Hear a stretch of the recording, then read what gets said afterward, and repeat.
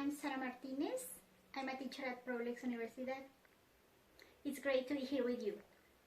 I will try to summarize the most important findings of an investigation carried out at FEL Universidad.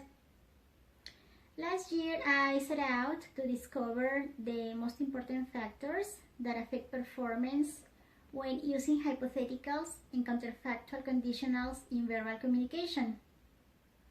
In an interview conducted to students, they were encouraged to use these linguistic forms in their answers.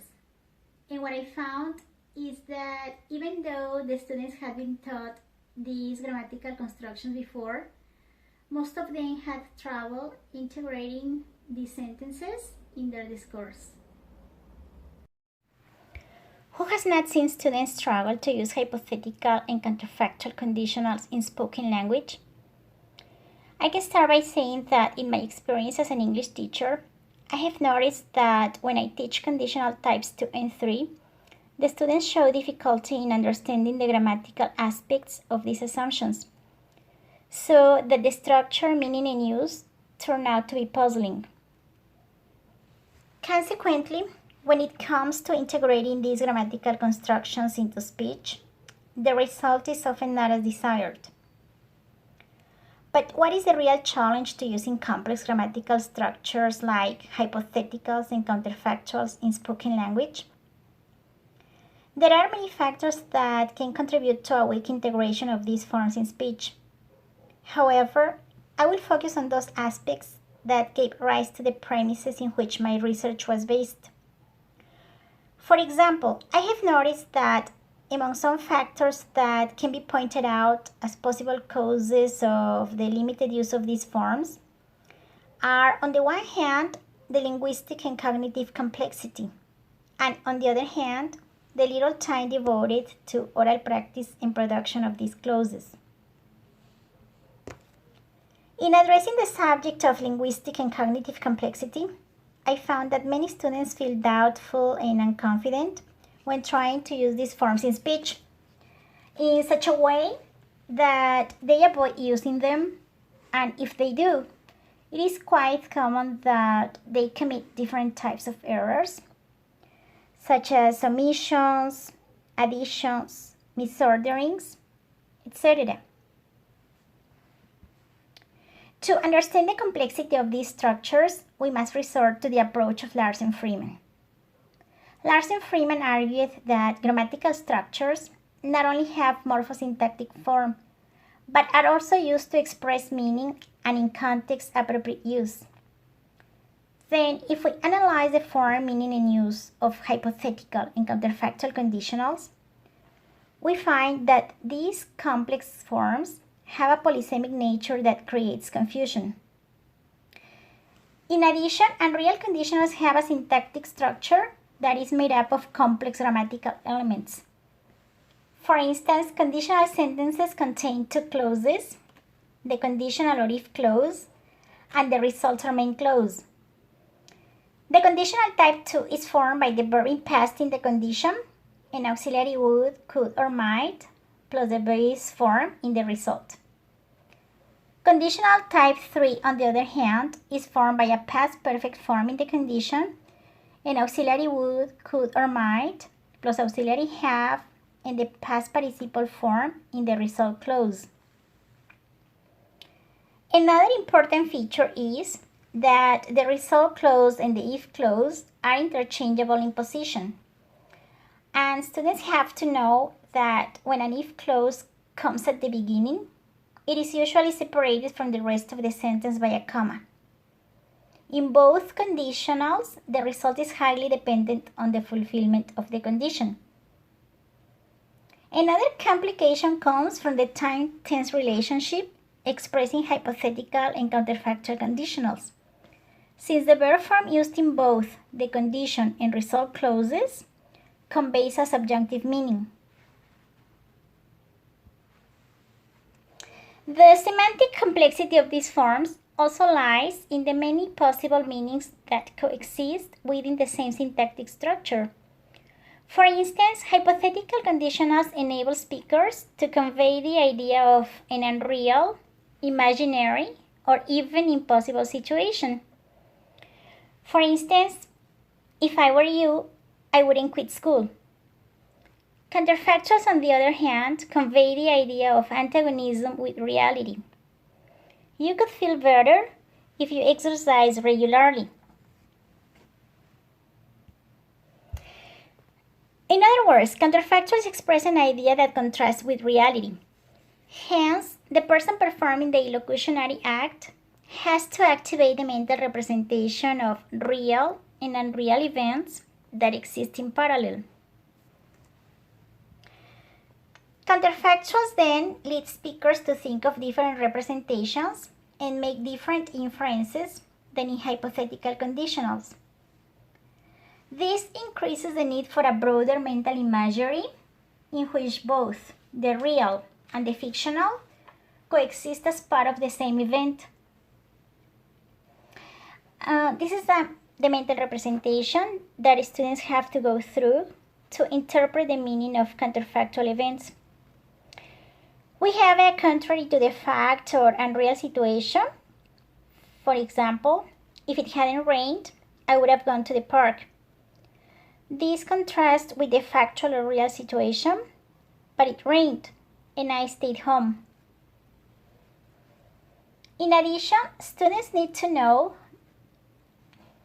when it is advantageous to use these forms. For example, hypotheticals and counterfactuals have long been used in science, where conjectures lead to theories.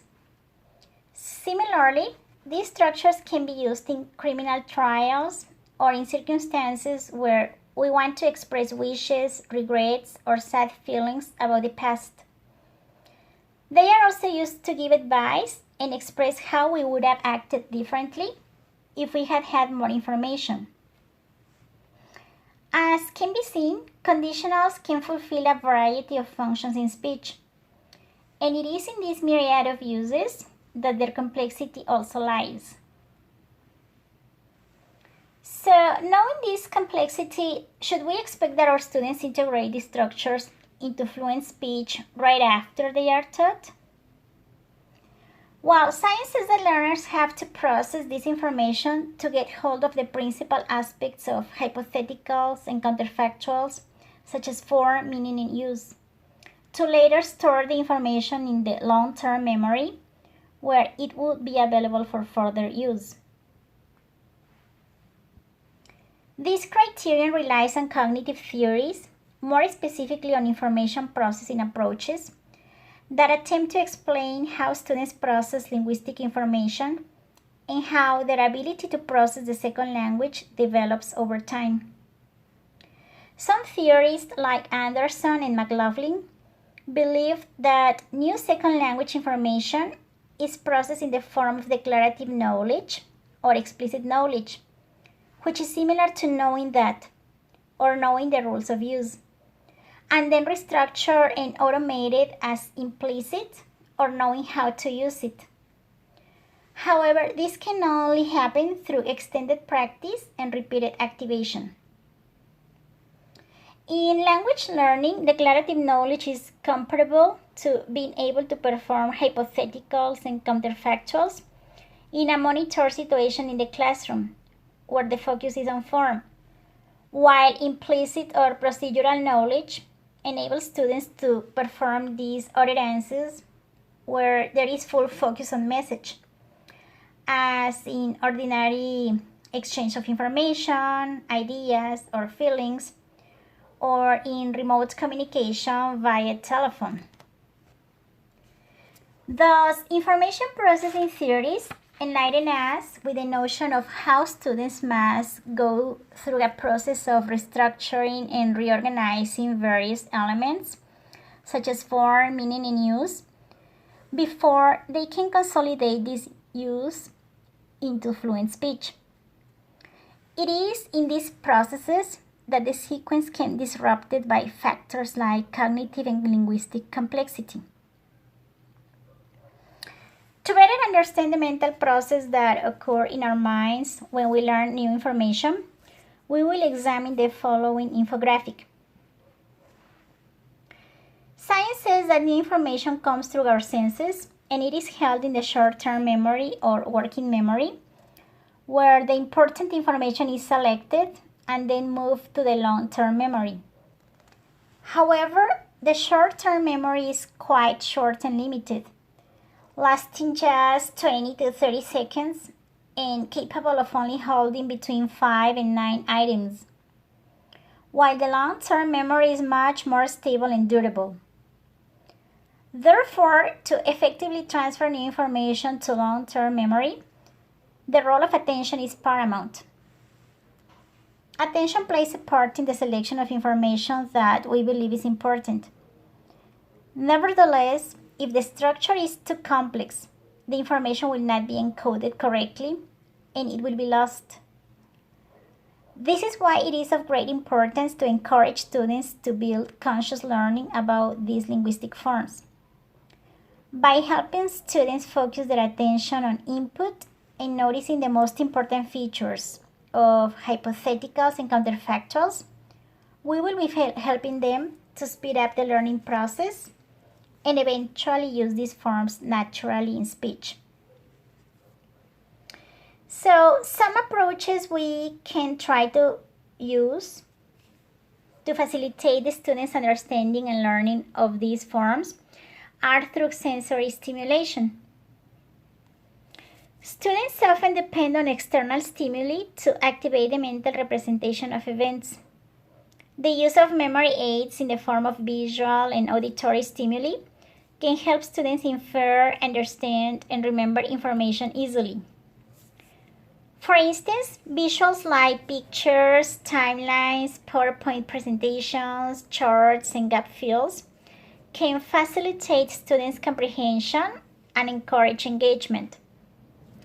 This is an example of a timeline that highlights how the unreal past refers to an event that did or did not happen in the past and how it affected the outcome.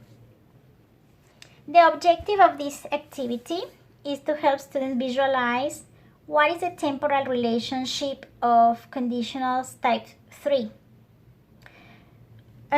For instance, she wouldn't have been tired this morning if she had gone to bed earlier last night. But she didn't go to bed early last night, so she was tired this morning. This is another activity. Here we can also see a pictogram in which we remind students of the past and real form so that they can construct sentences that contain this structure. The two activities also convey a semantic meaning. For instance, in activity 1, students can become aware of the series of negative results as a consequence of a single event in the past. In activity 2, we are helping students understand the semantic relationship between the real and the suppositional.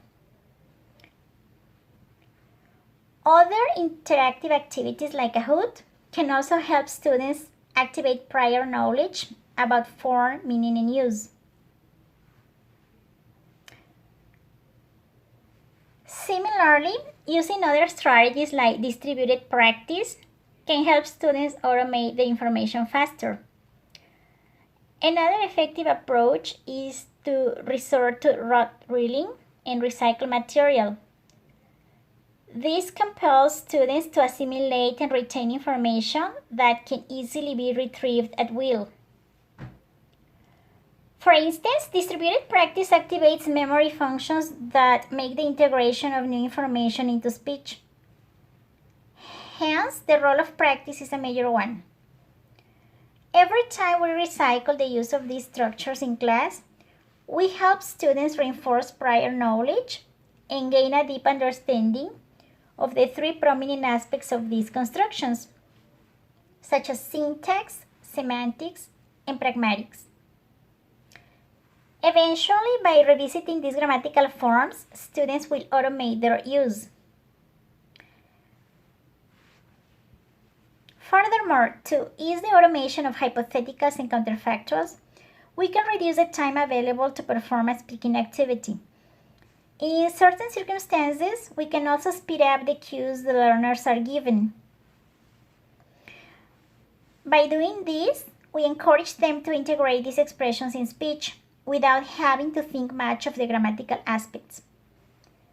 In light of this, as much as possible, teachers must allocate time and design activities for students to practice and produce speeches that contain these forms.